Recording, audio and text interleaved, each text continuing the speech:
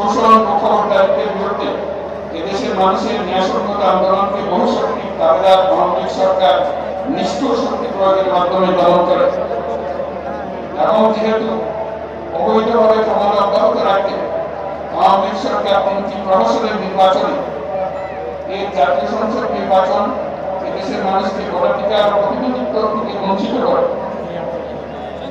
যেহেতু আওয়ামী আমলে ভিন্ন মতের রাজনৈতিক নেতাকর্মী, শিক্ষার্থী, তরুণদের নিষ্ঠুরভাবে নির্যাতন করা হয় এবং সরকারি চাকরিতে একচেটিয়া দলীয় নিয়োগ এবং কোটাভিত্তিক বৈষম্যের কারণে ছাত্র, চাকরি প্রার্থী, নাগরিকদের মধ্যে চরম ক্ষোভের জন্ম হয়। এবং যেহেতু বিরোধী রাজনৈতিক দল সংগঠনের উপর চরম নিপীড়নের ফলে দীর্ঘদিন ধরে জনরোষের সৃষ্টি হয়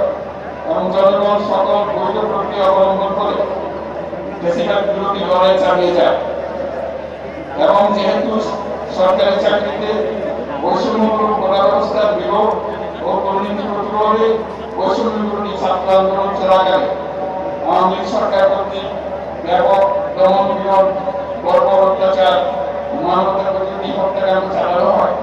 যার ফলে সারা দেশে দলমত নির্বিশেষে ছাত্র জনতার উত্তাপ গণঅভ্যুত্থানের রূপ নেয়। এবং যেহেতু ফ্যাসিস্ট শক্তির বিরুদ্ধে অদম্য ছাত্র জনতার অভ্যুত্থানে রাজনৈতিক দল, ধর্মীয়, সামাজিক, সাংস্কৃতিক, পেশাজীবী, নারী ও শ্রমিক সংগঠন সমূহ সমাজের সকল স্তরের মানুষ যোগদান করে এবং আওয়ামী ফ্যাসিবাদী বাহিনী রাজপথে নারী, শিশু সহ প্রায় 1000 মানুষকে নির্বিচারে হত্যা করে, অগণিত মানুষ অন্ধত্ব বরণ করে।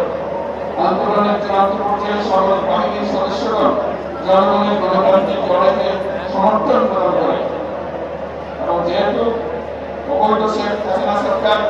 পতন, ফ্যাসিবাদী ব্যবস্থার বিরোধ এবং নতুন রাজনৈতিক বন্দোবস্তের লক্ষ্যে বৈষম্য বিরোধী ছাত্র আন্দোলনের ডাকে জনগণ অসহযোগ আন্দোলন শুরু করে, পরবর্তী সময়ে 5ই আগস্ট ঢাকা অভিমুখে লং মার্চ পরিচালনা করে এবং ফ্যাসিবাদ বিরোধী আন্দোলনরত সকল রাজনৈতিক দল, ছাত্র জনতা তথা সর্বস্তরের সকল শ্রেণী, পেশার আপামর জনসাধারণ তীব্র আন্দোলনের চূড়ান্ত পর্যায়ে গণভবনমুখী জনতার উত্তাপ যাত্রার মুখে